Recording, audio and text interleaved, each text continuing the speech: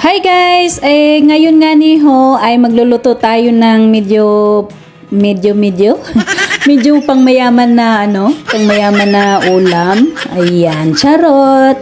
Pero dahil sa mahal ng beef, so talagang pangmayaman ito, no? So bumili ako ng maraming ilang box yan ng mga sliced thin beef, yung pinakamanipis talaga kasi i-roll natin yung ating mga ingredients na asparagus, yung green asparagus yan. At tapos, yung puti naman ay yung inutaki mushroom. Madali lang kasi yan sila maluluto once na fina-fry na natin sila. Kahit binabalot sila ng manipis na beef.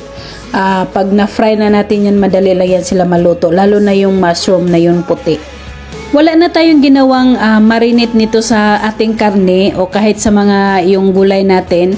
Hinuhugasan lang sila tsaka na binalot. Kasi maya-maya ipapakita ko sa inyo yung paano gumawa ng sauce nito. Pagkaluto na kasi nito, ididip mo lang siya or kaya kukuha ka ng maliit na kutsarita, ilagay mo na lang siya sa ibabaw ng So ito, ipapakita ko na sa inyo yung pina-fry na natin yung nirorolyo natin na Separate siya. Yung beef naman na nilalagyan ng asparagus at tapos yung ibang beef naman ay binabalot yung inutaki mushroom natin. Kasi hindi naman sila pinagsasama-sama.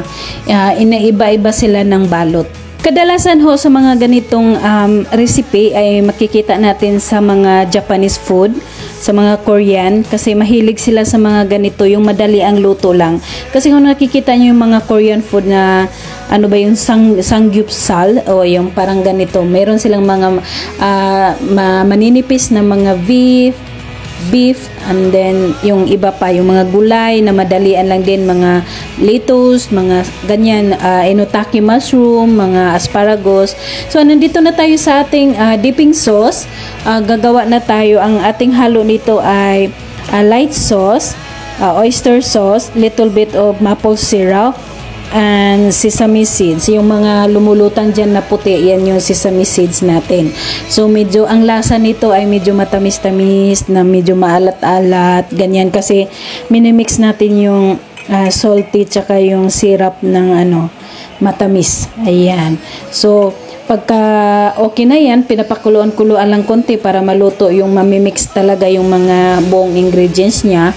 Ididip na natin yung pag kumain na ay ilalagay na natin yung ating ulam, yung nirorolyo na mga gulay. So I hope guys nag-enjoy kayo at nagutom kayo sa ating dish ngayon. Kaya salamat!